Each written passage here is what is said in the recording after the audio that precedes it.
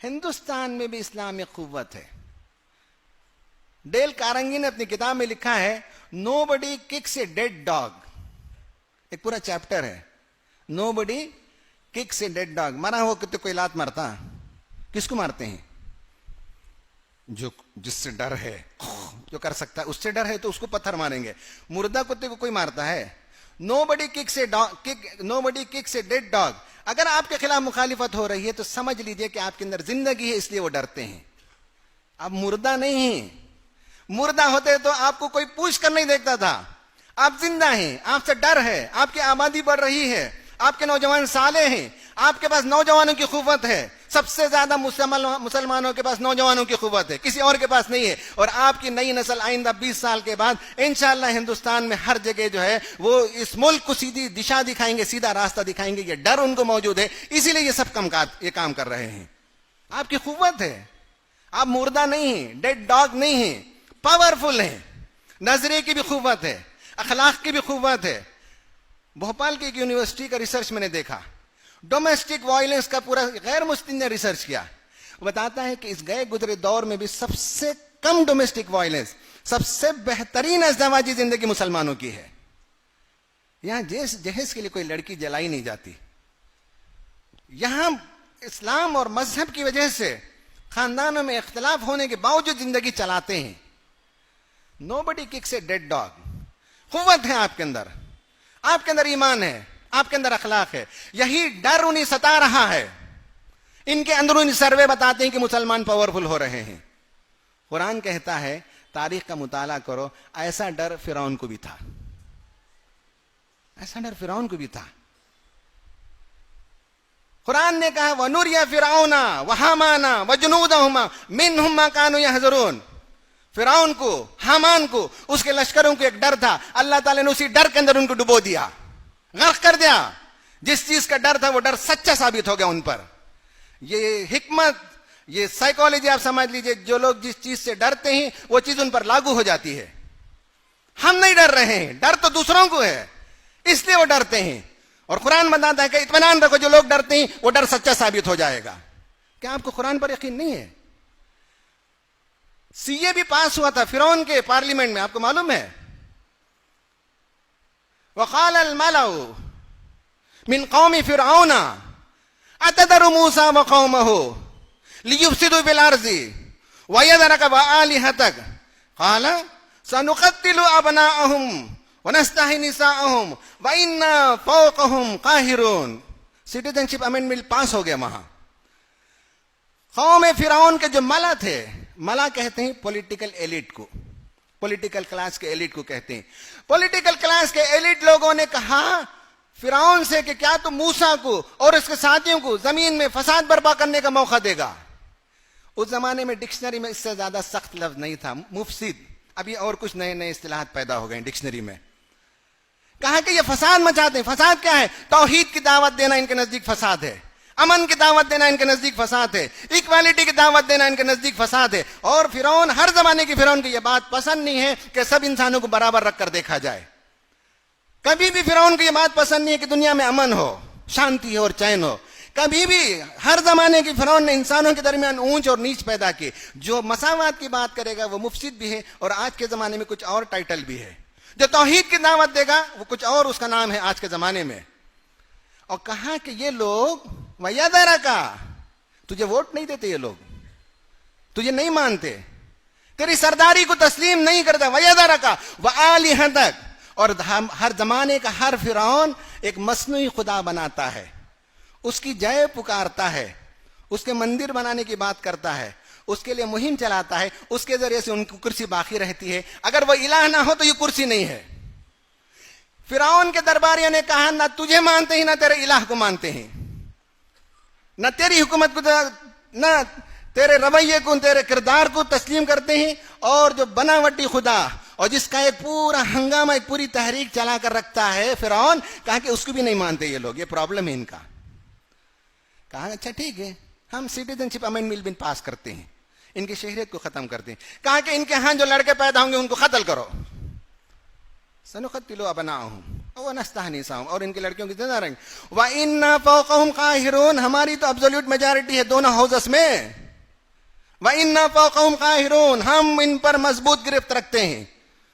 ये प्रॉब्लम हुआ, घबरा गए लोग।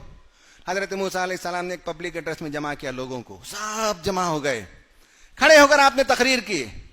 कुरान ने उसका तज़किरा किया, क़ाला या कौम इस्तईनु बिल्लाह, मेरी कौम के लिए को देखो, इस मामले में मैं तुमको याद दिलाता हूं कि तुम्हारा जुर्म है, तुम अल्लाह पर ईमान रखते हो, इसलिए मैं याद दिलाता हूं, उसी से वाबस्ता रहो, वही तुम्हारी हिफाजत करने वाला है।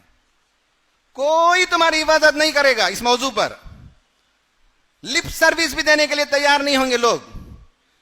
तुम्हें जिस काम के लिए सताया जाता है वो तौहीद की वजह से है, वो खुदा से वाबस्तगी के नतीजे में है, उससे वाबस्ता हो जाओ। कोई तुम्हारा बाल बेका नहीं कर सकता, कोई तुम्हारा नुकसान नहीं पहुंचा सकता।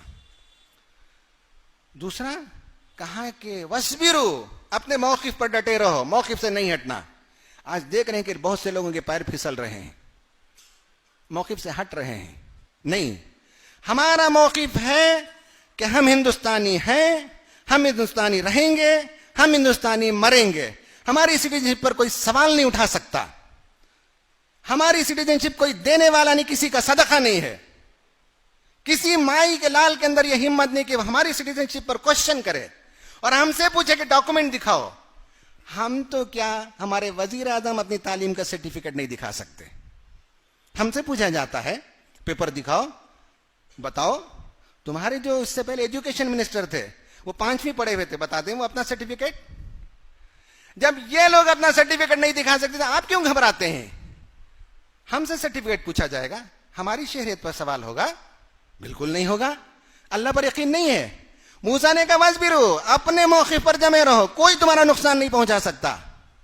कहा इन्नल अर्दा लिल्लाह, याद रखो ये जमीन किसी के बाप की जागीर नहीं है, ये जमीन अल्लाह ताला की है।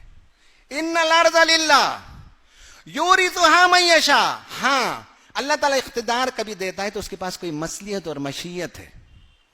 अगर इख्तिदार आज हमारे हाथ में नहीं है, हम रिसीविंग एंड पर हैं, तो शायद अल्लाह की कोई मसलियत है कि हम सुधर जाएं, हमारे अंदर इत्तिहाद पैदा हो जाए, हमारे अंदर झिंझोड़ा जा रहा है हमें, ताकि हम मुत्तहिद हो सकें। कोई मसलियत है। लेकिन कहा वल आकिबतु लिल मुत्तकीन, अगर तकवा पर कायम रहो तो अंजाम कार तुम्हारा ही अच्छा होने वाला है। भाई हम डरते हैं बातिल से। दुनिया की जालिम कौमों की तारीख देख लीजिए, 50, 60, 70 साल से ज्यादा दुनिया में वो ठहर नहीं सके। आपने तो 800 साल हुकूमत की, आपने तो दुनिया में 1200 बरस तक हुकूमत की। रशिया को देख लीजिए, जुल्म के बलबोते पर आया, अपनी मौत आप मर गया 70 साल के अंदर। हिटलर को देखिए कि वो किस तरह से जुल्म के जरिए से इख्तिदार पर आया और अपनी मौत आप मरा, खुदकुशी कर गया। जापान को देखिए कि किस तरह से जालिमाना रवैया इख्तियार किया और उस पर हिरोशिमा और नागासाकी में जब बमबारी हुई तो उसके बाद उसकी पूरी काया पलट गई, उसकी पूरी जिंदगी बदल गई। आप तारीख उठाकर देख लीजिए, जिन लोगों ने जुल्म की बुनियाद पर हुकूमतें की, जिन्होंने जुल्म को रवा रखा, 50, 60, 70 साल से ज्यादा जिंदा नहीं रह सके लोग। कुरान कहता है वमथलु कलिमतिन खबीसतिन कशजरति खबीसतिन इज्तुस्सत मिनल अर्दि मा लहा मिन करार।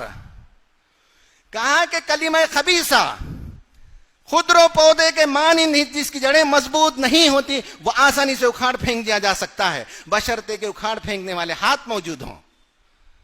कुरान पर यकीन नहीं हमको। कलिमा खबीसा, जुल्म का आइडिया, जुल्म की आइडियोलॉजी, बातिल की आइडियोलॉजी, कुरान कहता है कि ये खुदरो पौधे के मानिंदी, जिसे सिबात नहीं है, जिसकी जड़ें मजबूत नहीं है, जो बस उखाड़े जाने के इंतजार में जो कचरे पर, गुड़ पर उगने वाला पौधा होता है। ये सब कचरा है जो दुनिया के सामने फेंका जा रहा है। ये सब गिलाजत है, ये सब सड़ांड है जो फेंका जा रहा है, नफरत की बू फैलाई जा रही है। आप समझते हैं कि इससे कायनात के अंदर कोई फलाह और बहबूदी का काम होगा और अल्लाह ताला की सुन्नत में इनको करार मिलेगा? नहीं मिलता है। कुरान कहता है नहीं हो सकता इसको। कलिमा तय्यबा जो अल्लाह ताला का कलिमा है, उसकी बुनियाद पर काम करो तो उसी को सिबात है। अलम तरा कैफा ज़रबल्लाहु मसलन कलिमतन तय्यबतन कशजरतिन तय्यबा अस्लुहा साबितुन व फरूहा फिस्समा। मोमिन की मिसाल ये है, उसकी जड़ें मजबूत है, उसका ईमान, उसका अकीदा, उसकी फिलॉसफी, उसका आइडिया, उसका विजन, एवरीथिंग क्लियर है और समाज के लिए मुफीद है, फैलाया हुआ है अपने दरख्त के शाखों को। व तुअती उकुलहा कुल्ल हीनिन बिइज़्नि रब्बिहा, हर फ्रूट साल में एक बार आता है, फनस एक बार आता है, आम एक बार आता है, मऊज शायद 2 बार आता हो, लेकिन मोमिन जो है हर सेकंड फल देने वाला दरख्त है। भलाई ही भलाई है, उम्मीद ही उम्मीद है, उससे खैर ही खैर है। कुरान हमको कहता है कि तुम डरते हो, जो लोग डर रहे हैं उनका डर उनको ले डूबेगा। जो जुल्म की खेती खींचते हैं वो पौधे उखड़ जाएंगे। कुरान हमको बताता है, मूसा अलैहिस्सलाम की तकरीर हमें बताती है, बशर्ते कि तुम ये करो ये करो ये करो, बताया गया।